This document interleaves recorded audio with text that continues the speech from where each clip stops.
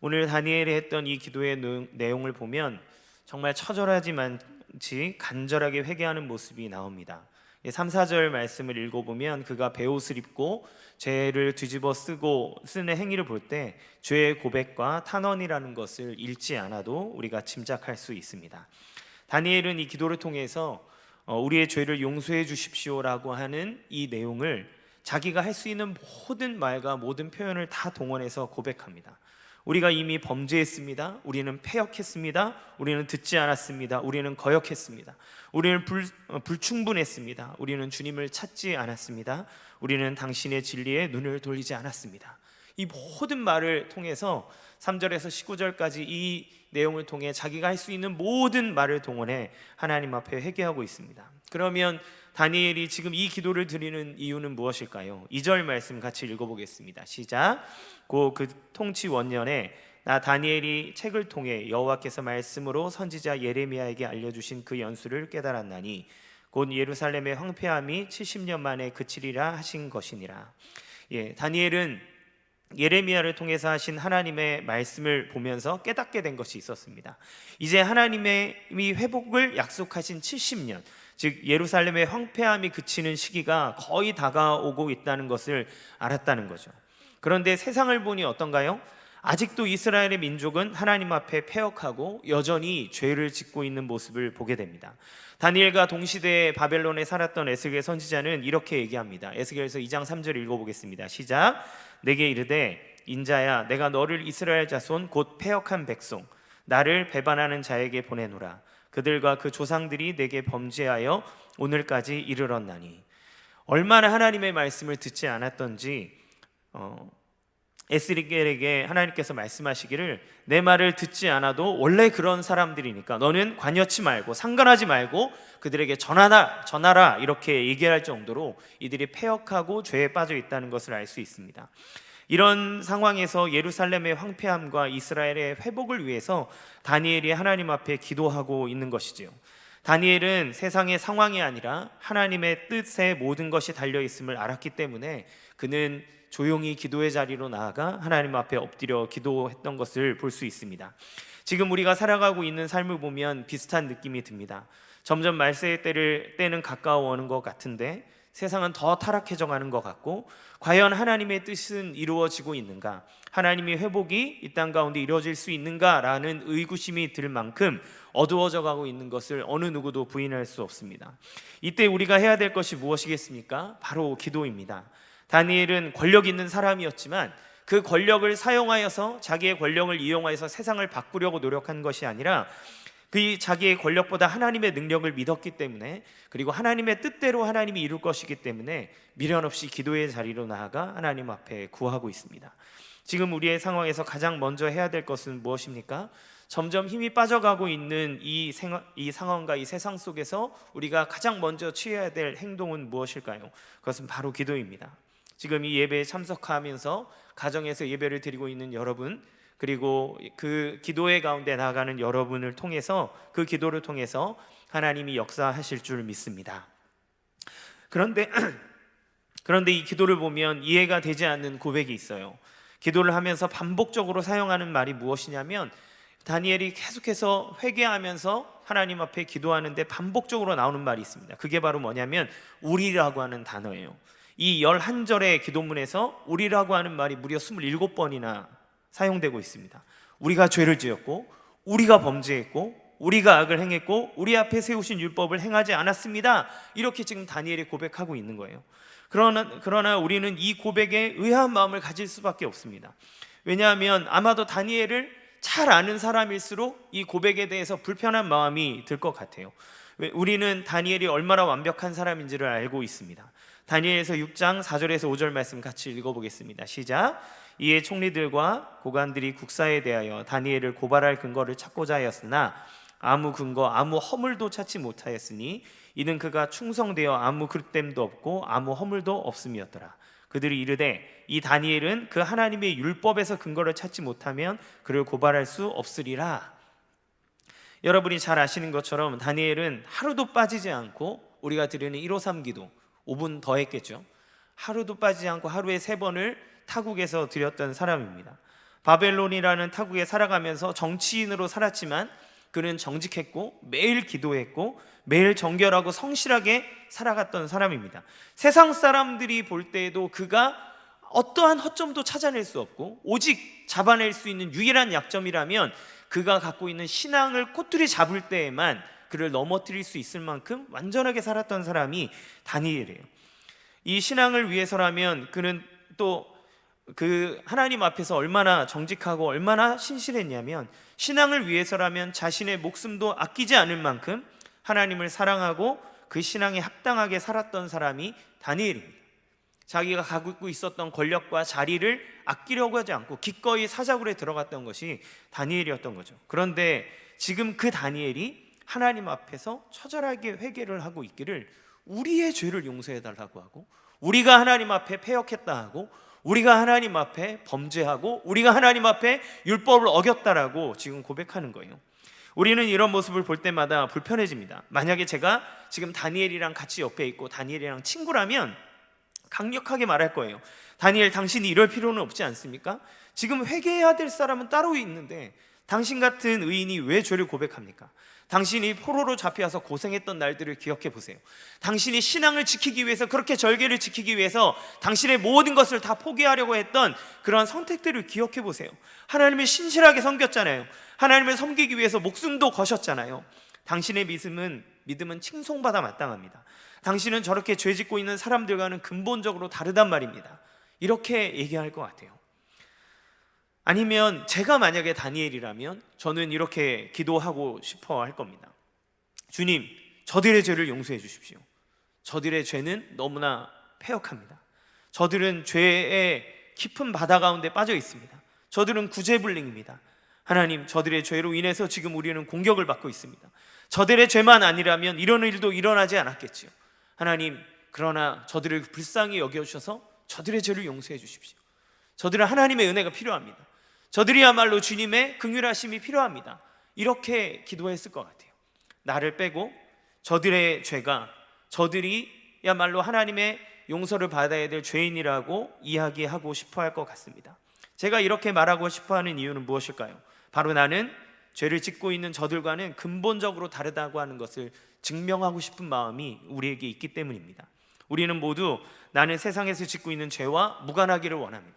그렇기 때문에 그 죄를 짓고 있는 사람을 끊임없이 욕하고 끊임없이 손가락질하고 그를 향해서 정죄합니다. 왜냐하면 나는 그들과 다르기 때문에 그렇죠. 제프 피바데라는 목사님이 이 다니엘서 9장에 대한 글을 이렇게 썼어요. 나는 그 범죄에서 거리를 두고 싶어한다. 나는 왜 그들이 나가 아닌지를 밝히고 싶어한다. 그리고 나는 그들이 하는 짓을 비난하고 싶어한다. 이런 태도는 교회 안에서 더 치열하게 나타나는 것 같습니다. 우리는 그리스도인다운 행동을 하지 않는다고 생각하면, 그리고 그들의 행동과 목소리에 따라 교회에 대한 평판이 달라진다고 생각을 하면, 그러면 우리는 그들로부터 거리를 두고 싶어 하죠. 우리는 그들과 다릅니다. 나는 그들과 달라요. 나는 그렇게 행동하지 않습니다. 나는 그런 생각을 하지 않습니다. 라고 증명하려고 우리는 했습니다. 지금 코로나로 인해서 교회의 기사가 수도 없이 나오고 있어요. 이런 시국에 가장 먼저 드는 생각이 뭘까요? 왜 저렇게 미련한 짓을 하는가? 왜 자꾸 저런 일을 통해서 교회를 욕먹이는가? 라고 하는 생각들이 제 안에 불쑥불쑥 들어올 때가 많이 있습니다. 또 어떤 사람들은 집회를 막 강행하고 예배를 드리는 사람들을 향해서 손가락질을 하기도 하고요. 또 어떤 사람은 예배를 드리면서 이 귀한 예배를 드리지 않는 저 변질된 사람들을 보라! 라고 하면서 서로가 서로를 판단하고 손가락질을 하고 있는 모습이 우리 서로 간의 교인들과 교회 안에서도 일어나고 있는 것을 보게 됩니다. 또 정치적인 이견들에 대해서는 어떻습니까? 촛불 집회를 나가는 사람은 태극기를 향해서 욕하고, 태극기 집회에 나가는 사람은 촛불 집회를 나가는 사람을 향해서 욕해서 교회 안에서도 끝없이 서로를 향해서 손가락질하고 너와 같이 살면 안 된다, 너 같은 그리스도인이 있어서는 안 된다라고 우리가 서로 정죄하고 또 싸우고 그것들을 용납하지 못하는 모습들을 보게 되죠. 그 근거는 무엇입니까? 나야말로 지금 내가 하고 있는 이 일이야말로 하나님의 편에 서서 하나님의 공의를 이루는 유일한 길이라고 생각하는 자부심, 내가 하나님의 진리를 지키는 수호자라고 생각하는 그 마음 때문에 우리는 끝도 없이 다른 사람들을 정죄하고 손가락질하고 나는 그들과 다르다고 하는 것을 증명해 내려고 한다는 것이에요. 그런데 이런 일은 하나님의 진리와 하나님의 마음을 지키고 보듬어 주기보다는 하나님의 뜻을 어그러뜨려 버리는 경우가 더 많은 것 같습니다. 내가 하는 일이야말로 의롭다, 내가 하는 일이야말로 하나님이 원하시는 거다라고 하는 그 자신감이 그 모습을 통해 투영되는 사람은 누군가요? 저는 그 말을 할 때마다 투영되는 사람은 우리가 그토록 싫어하는 바리새인이라는 생각이 들었습니다. 바리새인은 나야말로 하나님의 뜻을 이루는 자다, 나야말로 하나님이 기뻐하시는 의인이다, 나야말로 하나님이 원하시는 완전한 삶을 살아가는 사람이라고 생각했기 때문에 정작 그리스도가 왔을 때 그를 받아들일 수도 없었고 교회를 세울 수도 없었고 사람들을 구원의 길로 이끌기보다 율법의 짐을 메어서 그들을 정죄하는 사람이 됐던 것을 보게 됩니다. 끝없는 분열과 싸움은 여기에 있습니다. 나야말로 하나님의 뜻을 이루는 사람이다, 그래서 나와 같지 않은 사람들은 배척하고 판단하는 일을 우리는 해야 된다, 그렇게 택하는 것은 교회를 그리고 하나님의 뜻을 더 분열되게 만드는 사람이라고 하는 것이죠. 그러나 정작 교회를 통해서 예수님이 원하시는 것이 그리고 예수님이 말씀하신 것이 무엇인지를 우리는 생각해 봐야 합니다. 예수님은 우리가 하나 되게 해달라고 기도하셨어요. 요한복음 17장 11절 말씀 같이 읽어보겠습니다. 시작. 나는 세상에 더 있지 아니하오나 그들은 세상에 있사옵고 나는 아버지께로 가옵나니 거룩하신 아버지여 내게 주신 아버지의 이름으로 그들을 보전하사 우리와 같이 그들도 하나가 되게 하옵소서. 그리고 예수님은 제자임을, 우리가 예수님의 제자임을 드러낼 수 있는 유일한 방법은 바로 사랑하는 것이라고 얘기하셨습니다. 요한복음 13장 35절 말씀 같이 읽어보겠습니다. 시작. 너희가 서로 사랑하면 이로써 모든 사람이 너희가 내 제자인 줄 알리라. 예수님이 우리에게 가르쳐 주신 것은 무엇이냐면 나는 의롭기 때문에 너는 틀렸다라고 배척하는 것이 아니라 예수 그리스도의 사랑으로 사랑하고 보듬어주고 그리고 그를 끌어안는 삶인 것이죠. 따라서 여기 다니엘이 우리라고 하는 말을 통해서 보이고 있는 태도는 정말 하나님이 원하시는 모습이라는 생각이 듭니다. 자신은 최선을 다해 하나님의 뜻을 이루며 살아왔으나 그러나 죄를 지은 모든 사람들과 자신을 같은 존재로 여기는 동질화하는 작업을 지금 다니엘을 하고 있는 거죠. 왜 그럴까요? 다니엘은 하나님 앞에서 자신을 포함한 모든 사람은 다 하나님의 은혜와 하나님의 용서와 하나님의 긍휼을 받아야 되는 죄인이라는 것을 알았기 때문에 그래요. 다니엘은 자기가 아무리 율법을 지키고 신실하게 믿음을 지키며 살아왔다 할지라도 하나님 앞에서는 죄인이고 하나님의 긍휼을 받아야 되고 하나님의 용서를 받아야 되는 사람이라는 것을 그는 알았기 때문이라고 생각합니다. 그러기에 그가 최선을 다해서 자기의 신앙과 자기의 모든 삶을 다 사는 정결하고 완전해 보이는 삶을 살았다 할지라도 그렇다 할지라도 그리고 그 하나님의 뜻을 어기고 있는 그 민족들을 바라보면서 동료들을 바라보면서 나도 그들과 같이 하나님의 은혜를 받아야 되는 사람이라고 하는 믿음의 고백이 있기 때문에 지금 이 기도를 드릴 수 있는 것이죠. 모든 인간은 죄인이라고 성경 말합니다. 따라서 모든 사람은 하나님의 은혜 없이는 구원을 받을 수 없습니다. 이것이 성경의 진리입니다.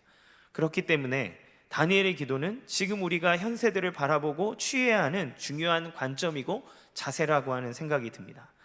더 나아가 다니엘이 취했던 이 기도는 바로 그리스도의 모습을 보여주고 있습니다. 예수님은 다니엘과 같이 우리를 대신하여 당신의 것이 아닌 죄를 모두 다 자기에게 가져오셔서 그것을 다 짊어지셨습니다. 죄가 없으시지만 우리의 죄를 짊어지고 죄인처럼 여겨지심을 마다하지 않으셨어요.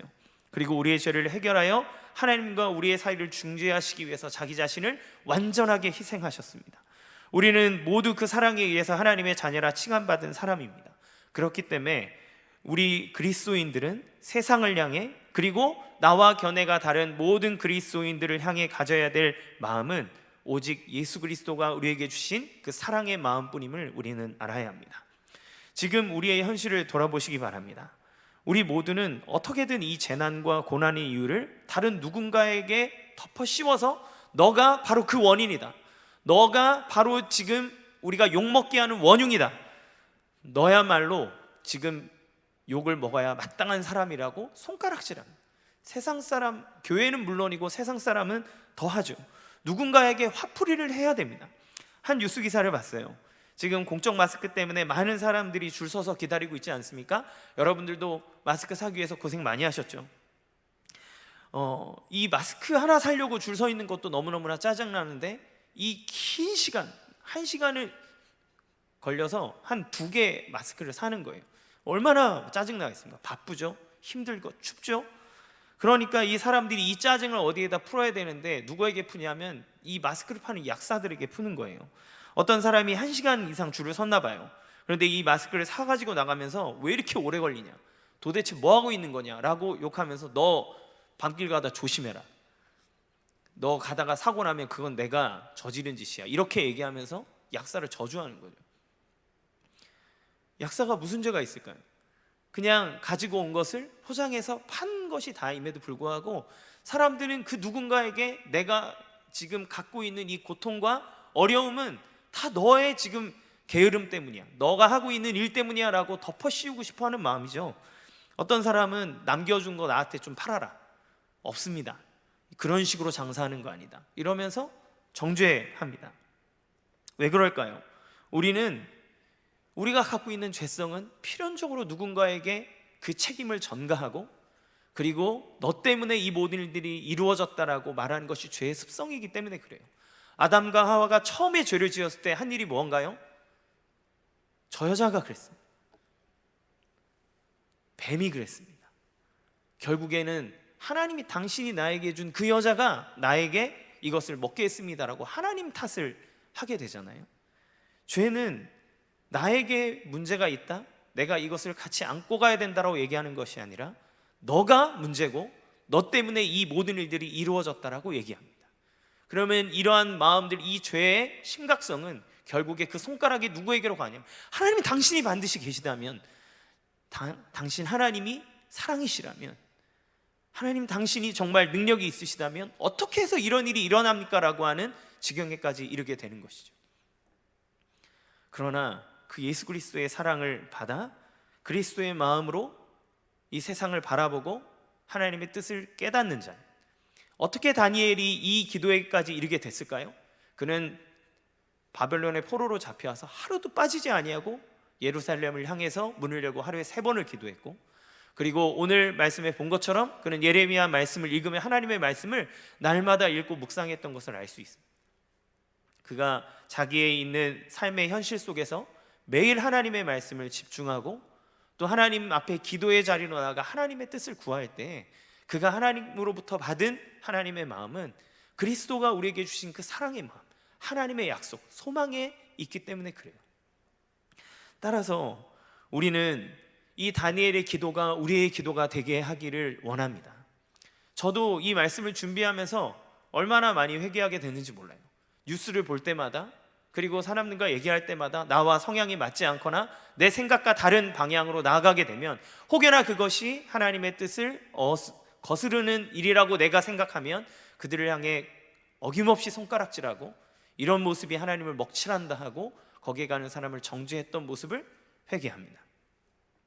그리고 그리스도의 사랑으로 그들을 품고 교회가 하나 되고, 하나 된 교회가 주님의 마음으로 온 세상을 품도록 하는 것이 아니라 분리하여서 나는 너와 달라, 너 때문에, 너와 같은 죄악된 세상 때문에 이 세상이 하나님에게 심판을 받는 거야, 너희가 하나님의 뜻을 거슬렀기 때문에, 그렇기 때문에 하나님이 이 땅을 저주하는 거야, 이렇게 책임을 다 전가하고 싶어 하는 거죠.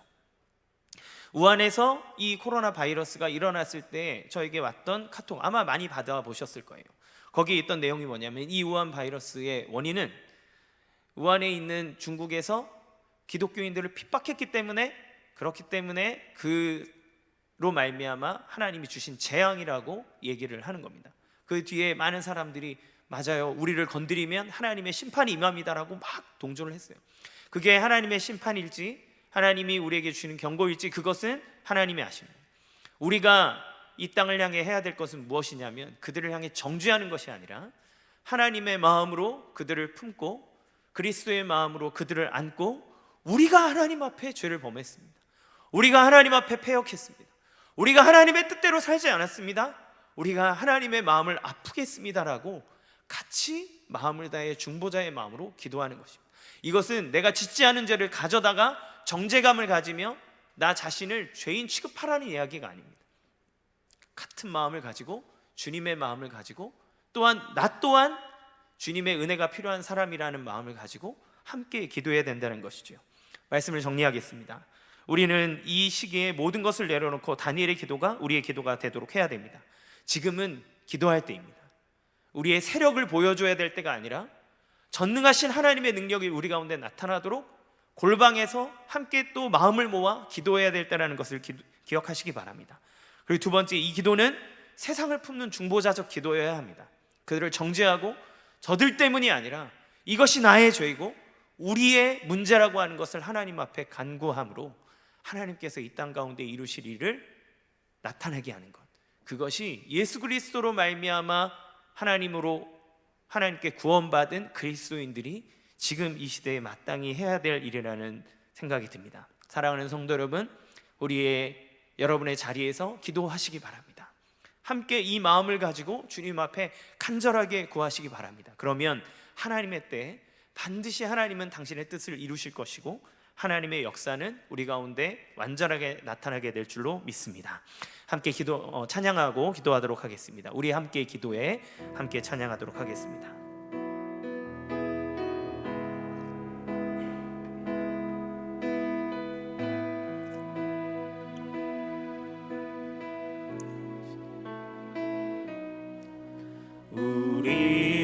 우리 함께 기도해 주 앞에 나와 무릎 꿇고 긍휼 베푸시는 주 하늘을 향해 두 손 들고 하늘 문이 열리고 은혜의 비추기 이 땅 가는 데 이도록 마침내 주 오셔서 의의 비추기 우리 위에 부시도록 하늘 문이 열리고 하늘 문이 열리고 은혜의 비추기 이 땅 가는 내리도록 마침내 주 오셔서 의의 비추기 우리 위에 부시도록 이 시간 함께 기도하기 원합니다. 기도할 때는 주님, 우리에게 다니엘과 같은 마음을 허락하여 주옵소서. 분열하고 나누고 그들을 판단하고 정죄하는 마음이 아니라 예수 그리스도가 나의 죄를 대신하여 짊어지시고 나의 죄를 용서하신 것 같이 나와 다른 의견을 갖고 있는 그리스도인, 그리고 이 세상에 하나님의 뜻을 따르지 않는 세상의 모든 사람들을, 그들의 죄를 끌어안고 하나님의 앞에 가지고 나아가는 참된 주님의 자녀들이 되도록 인도하여 주옵소서.